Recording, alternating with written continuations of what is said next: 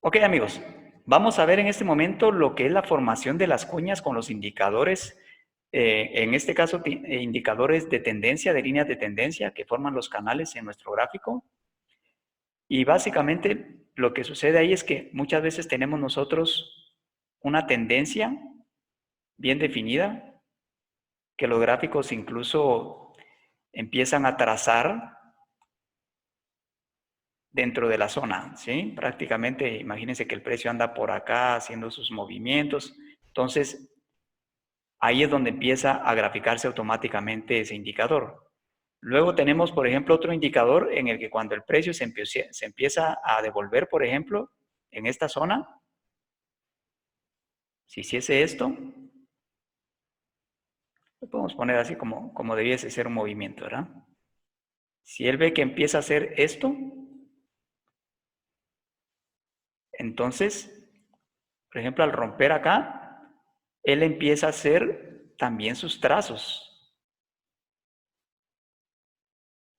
en un movimiento más micro, ¿sí? Entonces, cuando el precio se encuentra en zonas como esta que está acá,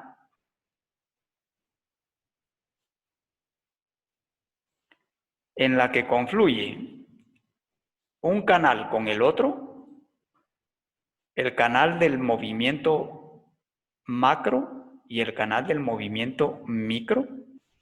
Muchas veces este movimiento macro es el impulso y el movimiento micro es la contracción, ¿sí? Cuando estamos hablando de ciclos u ondas.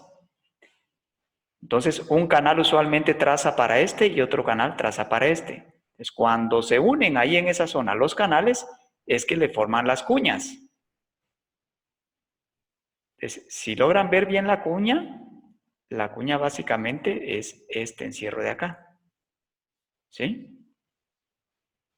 Entonces, si le sacamos una radiografía a ese cuadrito y nos traemos esto acá, lo que sucede es que el precio se empieza a encerrar en ese pedazo, en esa porción, y empieza a irse así. Las personas que no están acostumbradas a trazar sus canales no pueden ver con facilidad las cuñas. Entonces, esa es una de las ventajas que tiene ese indicador que manejamos nosotros en la plantilla. Entonces, las cuñas también tienen sus fases de probabilidad de rompimiento para lo que es el impulso que lleva el precio. Si lo que ustedes vienen ahorita acompañando es un impulso tendencial alcista, entonces la mayor probabilidad va a ser de que cuando el precio dentro de la cuña llegue a la zona más baja, sean puntos en los que ustedes puedan buscar posibles reacciones alcistas por mera probabilidad. Y recuérdense siempre cómo es esto. Aquí no se trata de que porque llegó, se trata de cómo llegó. Si llegó con un patrón de agotamiento, si llegó con una vela de decisión dejando mecha, si va a comenzar la siguiente con un gap alcista. ¿Ok? Entonces, aquí es donde ustedes van a ir afinando el ojo para cuando no quieran arriesgar, porque por ejemplo el movimiento llegó ahí al borde de esa cuña, llegó al borde inferior, pero a ustedes no les gusta operar ahí porque no ven que haya llegado con un patrón muy fino. Entonces lo que ustedes hacen es, así visualmente ustedes pueden hacer un trazo así, y cuando ven que este movimiento, por ejemplo, bajista, hagamos de cuenta que ahorita el precio no ha hecho esto. En el momento en el que ustedes ven que el precio empieza a bajar en ese movimiento, aguantan. Aguantan a que llegue a esa zona. Y ustedes saben que es una zona que ya está testeada. Y por ende, si visualizan que en su gráfico de 5 segundos están alineados los indicadores, ¡pum! Ahí es donde se da el movimiento típico que hace que el precio se devuelva dentro de la cuña. Y que posiblemente sea el movimiento que estábamos esperando para que el precio rompa la cuña y busque crear ese movimiento que lo lleve, por ejemplo, a romper el nivel superior. Imagínense quedar acá, ustedes ven que hace un apoyo acá también y ¡pum! Sale de una vez de la cuña. ¿Ok? Entonces, esa es la forma correcta en la que ustedes pueden interpretar las cuñas y sacar beneficio de ellas siempre que estén acompañando al movimiento o la tendencia que esté más marcada en ese momento. Las EMAs básicamente son una forma gráfica de interpretar lo que el precio ha hecho en promedio con respecto a sus movimientos pasados. Por ejemplo, nosotros en nuestra gráfica tradicional tenemos nuestra EMA de 21 que es color anaranjado, ¿sí? Que va acompañando al precio así con su color naranja. Es la EMA de 21 y se dice que es la EMA de 21 porque esta EMA está conformada por un cálculo matemático basado en las últimas 21 velas, 21 periodos le dicen, en lo que son los parámetros de ese indicador. Y tenemos la otra EMA, que es la EMA de 11. La EMA de 11 se considera una EMA más rápida, una EMA que va acompañando más de cerca al precio. Y es una EMA de 11 porque sus cálculos para su graficación están basadas en 11 velas anteriores. ¿Sí? Esto parece un 13. Ya pronto voy a tener mi tablecita para hacer esos trazos perfectos. Igual salió, pero bueno. Entonces, lo que sucede acá es que este punto en el que está ahorita graficándose cada una de estas está en función del cálculo que ha hecho en sí el indicador con respecto al comportamiento de las últimas 21 velas de este lado y con respecto a las últimas 11 velas de este lado. ¿Qué es lo que pasa cuando hay noticias institucionales? Cuando hay noticias institucionales, si por ejemplo ustedes ven que en un movimiento el precio venía tranquilo, ahí con poquito volumen, sus velitas así, y ¡pum! Sorpresa, pues entran aquellos que dijimos y se disparan su stop hunt. A partir de ese momento, las EMAs pierden calidad en cuanto a su definición gráfica, porque el cálculo o el promedio que están generando con respecto a las últimas 21 velas se vio afectado grandemente por valores que se salen por completo de la media que venían trabajando en sus cálculos. Y esto pasa con cualquier indicador, amigos. Si ustedes tienen esos indicadores que les andan regalando por todos lados con el puntito y la flecha, el puntito y la flecha. Cuando el gráfico hace esto, cuando el precio hace esto, olvídense de esos indicadores. Porque todos los cálculos para los que están diseñados para mostrar sus entradas se ven afectados con esos movimientos. Entonces, los movimientos institucionales matan a los indicadores. Por eso es que no hay indicadores que se logren mantener. Porque estas personas trabajan algoritmos y los trabajan con ciertos periodos de tiempo. Entonces, aquellos que se la pasan diseñando indicadores, en una de esas, ¡tum!, pegan con un indicador que casualmente el cálculo que tiene coincide con el algoritmo que está manejando en ese momento el mercado y empieza a generar entradas. Y contento hasta lo empieza a vender y ya cuando lo vende el que lo compró al segundo día de que lo compró, el mercado cambió sus algoritmos, le empiezan los movimientos institucionales otra vez y simplemente deja de ser funcional. Pues lo mismo pasa con las EMAs. Cuando ustedes vean que el mercado le hace movimientos institucionales muy acelerados, olvídense de las EMAs, dejan de ser confiables. Ahí lo que sirve es la acción del precio. ¿La acción del precio cómo se logra en zona institucional?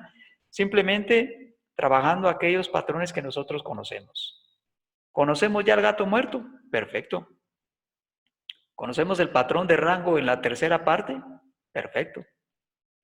Pero si no los conocemos, simplemente dejemos que el mercado haga lo que tenga que hacer, que esta gente haga lo que tenga que hacer y nosotros seguimos con lo nuestro ya cuando veamos que el mercado empieza a oscilar de forma armónica en sus gráficos.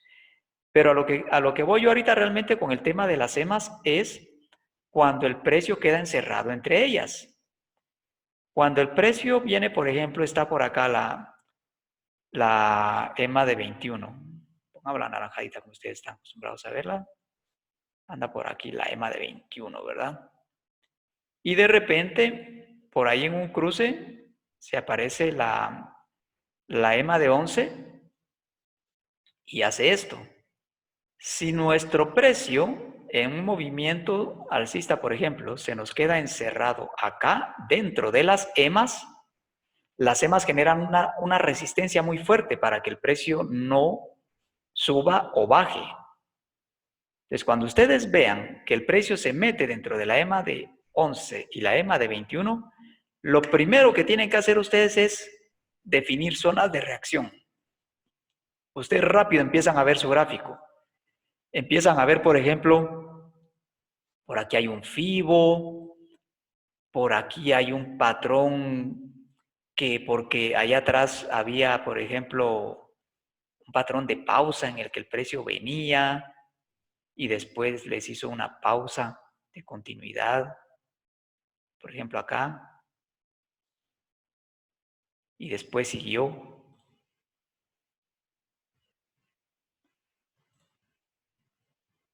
Ahí, ¿sí? Entonces, así es como ustedes van definiendo sus zonas.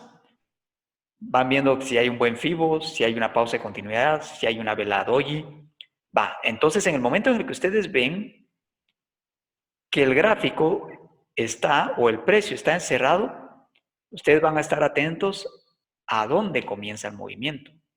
Y tienen que validar que sean los primeros 20 segundos que ¡pum! Si el precio viene y trata de salir de las EMAs, llega ahí o ¡pum! Hace un movimiento rápido hacia acá.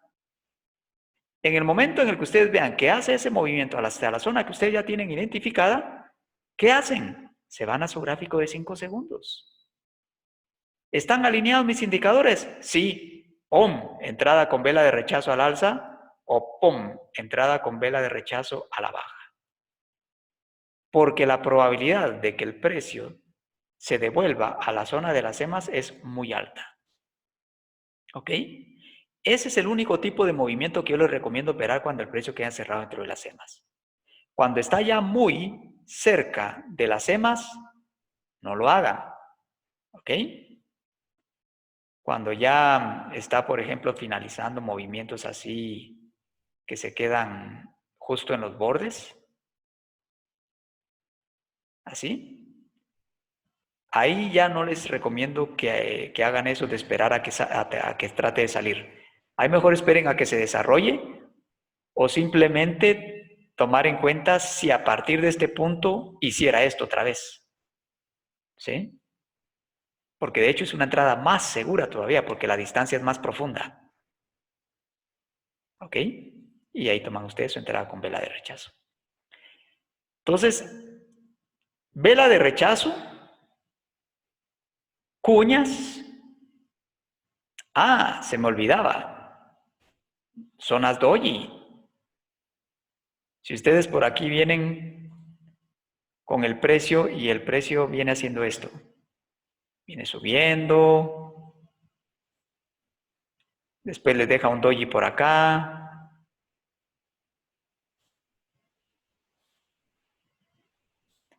Después sigue subiendo. Y les deja otro doji por acá. Y después sigue su camino. En ese momento ustedes ya tienen una zona. Y la tienen que tener en su mente. La zona doji. Esta es la zona doji. En el momento en el que ustedes vean que el precio entra a la zona y se queda ahí adentro, ¿Qué es lo que tienen que hacer? Aguantar movimientos rápidos que traten de salir de esa zona. Por ende, lo que van a buscar ustedes es igual hacer trazos en zonas en las que hayan visto que el precio haya reaccionado en el pasado. Y si en el siguiente movimiento ven ustedes que, por ejemplo, acá se deja ir a la baja con fuerza hacia esa zona, ven que está alineado su gráfico de 5 segundos, ¡pum! Entrada con vela de rechazo, porque hay una alta probabilidad de que se devuelva a la zona doji. Lo mismo si de aquí se quisiera ir al alza. ¿Ven cómo está su gráfico de 5 segundos? Está alineado. Primeros 20 segundos, ¡pum! Vela de rechazo bajista. Entonces son 3 formas en las que ustedes pueden trabajar con velas de rechazo. Ahora ya van a saber ustedes identificarlas. Ya saben que se puede formar una zona para operar con vela de rechazos cuando están metidos entre cuñas, cuando están metidos entre EMAs de 21 y de 11 y cuando están metidos entre zonas doji. Con esas 3 que ustedes aprendan a dominar y a identificar en los gráficos, amigos, se van a volver másters en entradas con vela de rechazo. Entonces, tomen nota de ello, observen, pongan atención y se van a dar cuenta que en un mercado sano, bueno, incluso en un mercado volátil, porque las velas de rechazo realmente funcionan mucho mejor en un mercado con alta volatilidad, pues ahí es donde ustedes van a sacarle mucho provecho. ¿Ok? Cuando el mercado tiene muy poco volumen, no van a encontrar entradas de esta naturaleza. Necesitamos que haya volatilidad.